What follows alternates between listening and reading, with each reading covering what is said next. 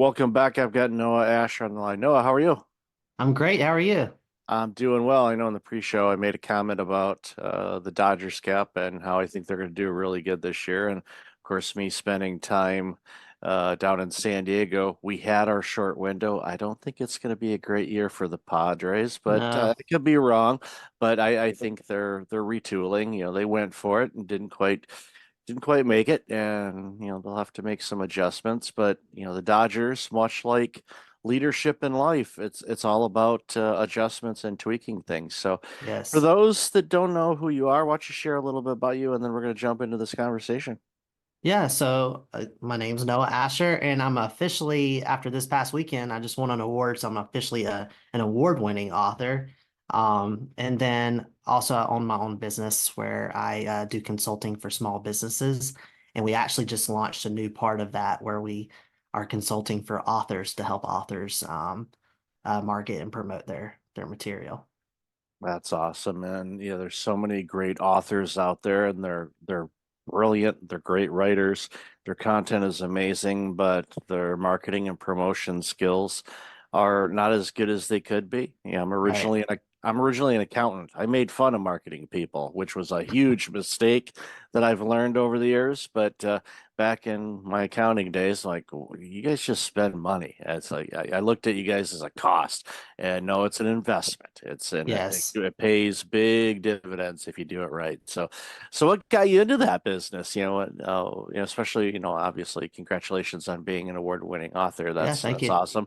But what got you into or wanting to launch the marketing help for other authors? What motivated you on that?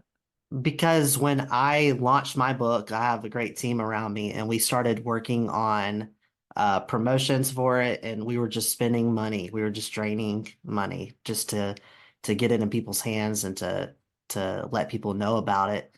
And then we realized, no, there's an art to this. There's a science to it. So we pulled back and we started being very specific and purposeful, like on who we marketed with and how we did that. And we went for it, and it's been such a success. And we realized we wanted to help other authors. I say it this way is that I want to help build the platform for you so you can stand on it and share your message. So we want to do the heavy work for you. So that's really the ultimate goal for that part of our new consulting phase is just really to help them, but also guide them and coach them to prepare them for interviews, prepare them for conversations about their book, what to pull out of their book that really highlights for the readers of what their material is about. It's important work too because much like people that have written books or they have kids or whatever, they're very proud of what they've done, and sometimes it can be difficult for them to pick a particular section of a book or a chapter that it will really resonate with the audience that they're trying to attract. And sometimes they think, no, it should be this, but Yeah, sometimes you get in your own way, and it's best to step back and go, no, actually, it's going to be this that will make yeah, the biggest difference. And trusting the people, like your team, to share and say, no, this is the one that we think is going to resonate. You never know for sure until you right. try it, but you set the ingredients there for it to be successful. And if it is great, if not, then you adjust accordingly and you say, okay, well, let's focus on this angle because if you can promote something that's absolutely amazing, but if it's at the wrong time or the wrong audience, Yeah. it's not going to go anywhere. Yeah, and sometimes authors, because that's like their other child, it's their other something that they've birthed, and it's such an exciting moment for them. Sometimes, yeah, they're biased about, oh, I love every chapter. And I'm like, nah, you can be real. Like you have three kids, you know you love one of them more. No, I'm just kidding. But same sort of thing though with your book. Like you have a favorite chapter. Let's dig in. But sometimes their favorite chapter is just favorite to them because it means something to them. So, like we read the books, like we read them ourselves, and we dig in to go, okay, no, I know you're saying chapter 14, but it's really chapter 7 that's game changer. And we dig into that for them and help them. And again, it's all about coaching and making it an exciting moment because I realized when I launched the book, I was like, okay, cool, I'm done. This is exciting. I'll sit back and relax and enjoy it all. And it's like, no, no, no, no. Now the real work begins. And it was heavy and it was hard at first and it was frustrating. And I want to bring back the fun of the book launch for people. It's an exciting event, when Yeah. you birth it and you release it. Just from my own personal experience, don't release your book the same day that Hillary Clinton releases hers. It's a little hard to market because everybody's got the attention on that. But Right.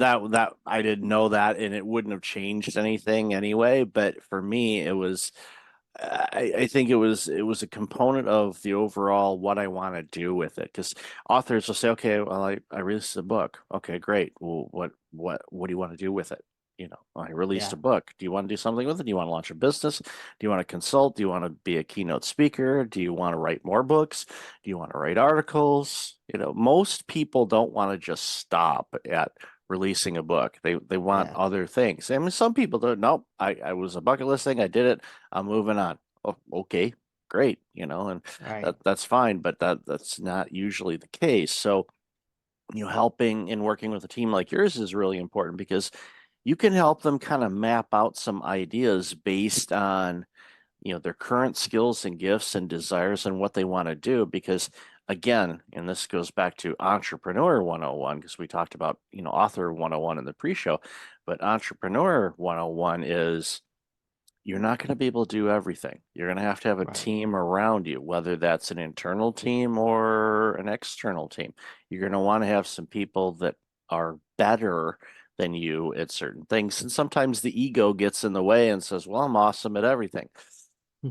Sure you are, Yeah. but no, no, you're not. There's things that people are absolutely amazing at, and other things that they think they are, but they're not really. So it's telling the ego have a seat and just go with wiser choices and decisions. And I think it helps kind of flush things out. And it also, gives you some ideas of, I didn't think of that. Maybe I should try that. Or I didn't know I would like doing this. And it could Yeah. completely change the direction of what they want to do. Even they could leave whatever they were doing, as far as a vocation or a job and go full time into something. And they're like, yeah, it was all because I decided to write a book. And Right. it's fun to watch that. Yeah.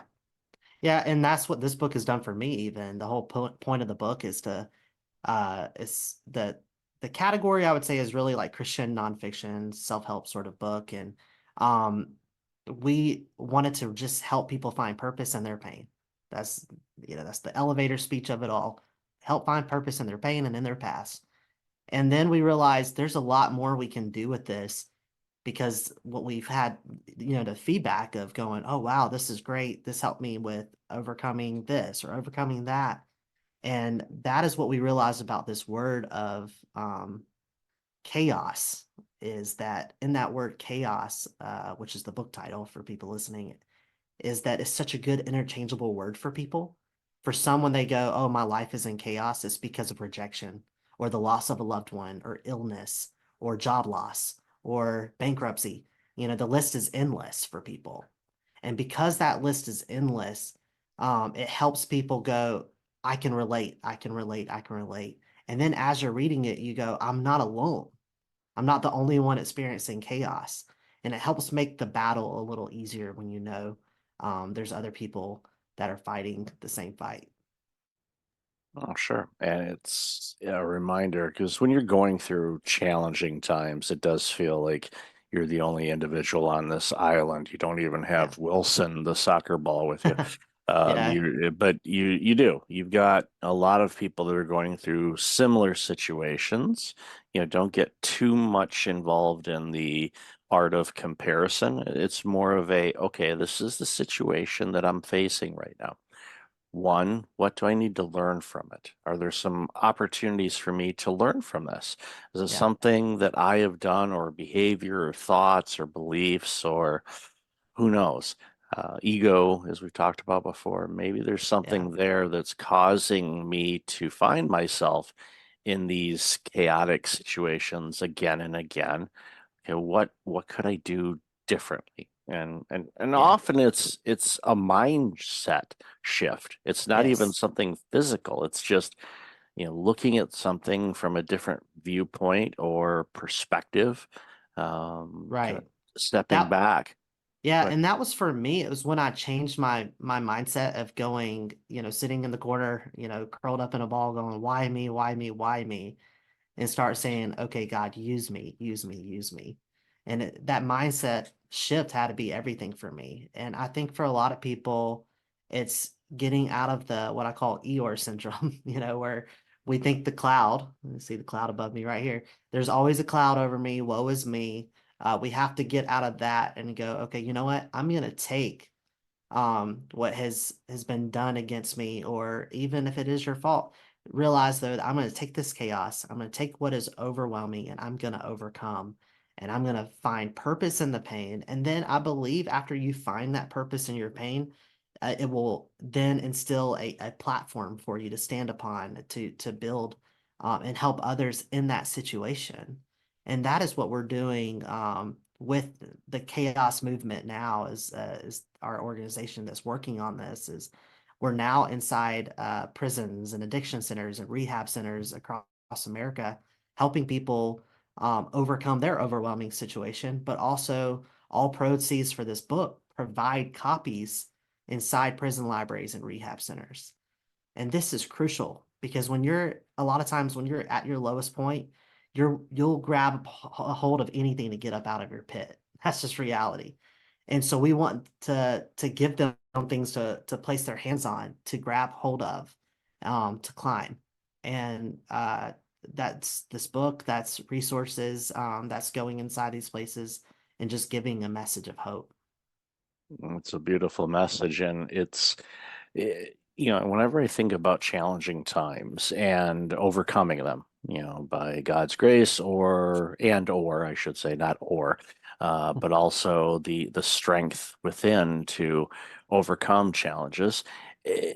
I look at it as, standing where I am today, I can glance back. I don't look back too often, but I can glance back and I can, the challenges and the experiences and all of that. And all those things were shaped into steps.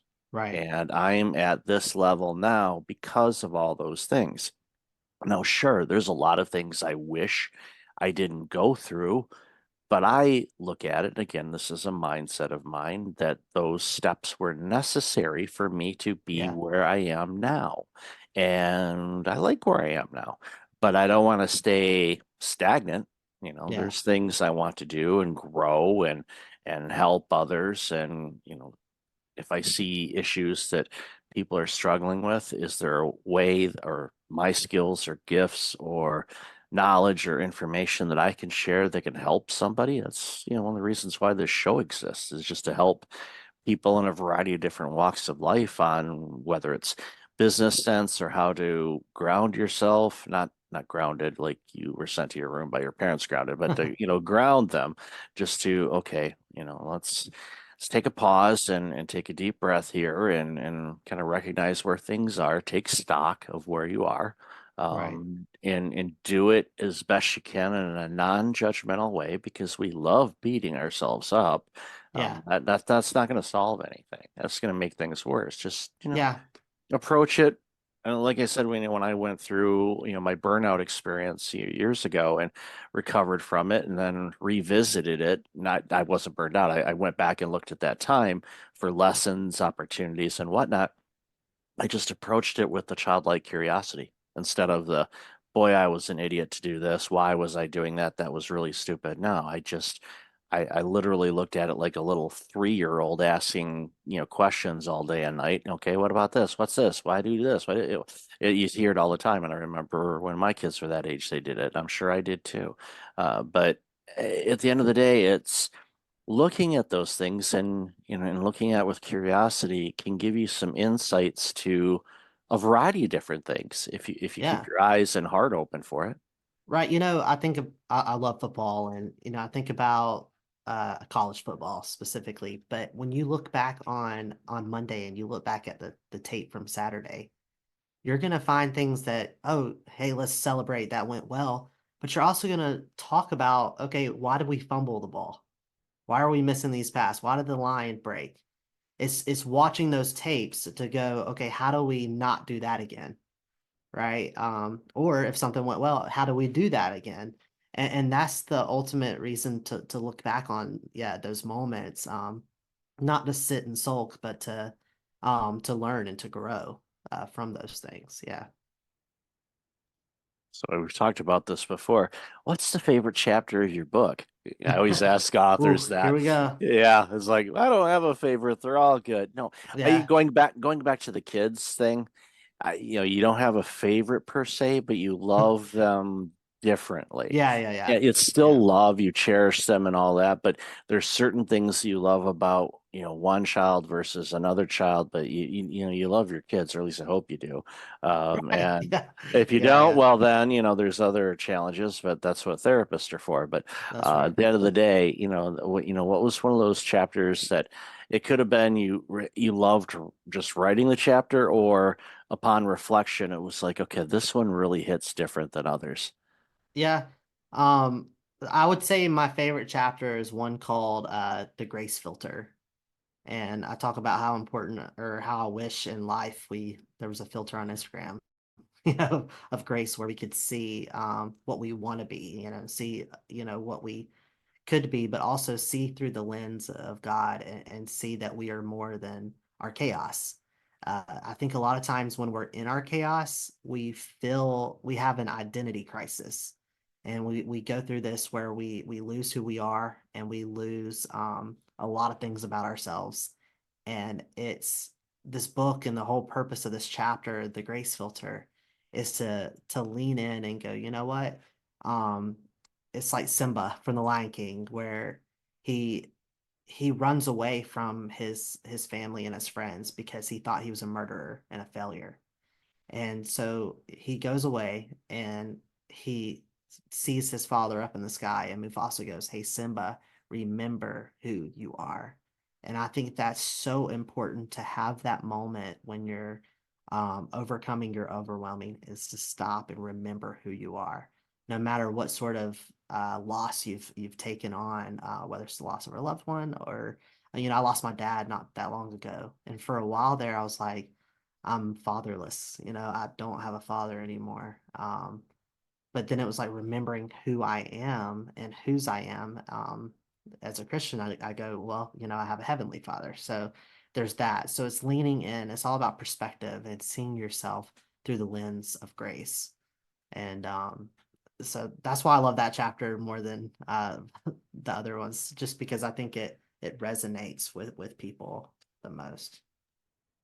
I think if this world practiced more grace, we'd have a whole lot less strife on this planet. Yeah. And Yeah. it's the only thing we can do is we walk that walk ourselves, and people get attracted to it, and they go, there's something different about you. What is it? And then you can, share the message and just kind of share your perspective of your approach to life. And if Yeah. they mimic some of that, wow, it just we'll find ourselves a lot less bickering, a little bit more collaboration, and looking for opportunities to make life better for all of us. So, no, I've loved this conversation. Where can people find out more about you, your book, and this amazing work you're doing? Yes, so the book is called Chaos: Overcoming the Overwhelming. All of the links of where you can buy it, Amazon, Walmart, Barnes and Noble, etc. All of that's on the website. It's thenoahasher.com. So TheNoahasher. So thenoahasher.com. Will lead you to the website. You'll see this podcast on there. You'll see other interviews I've done, as well as links of where to buy it, as well as my socials and all of that.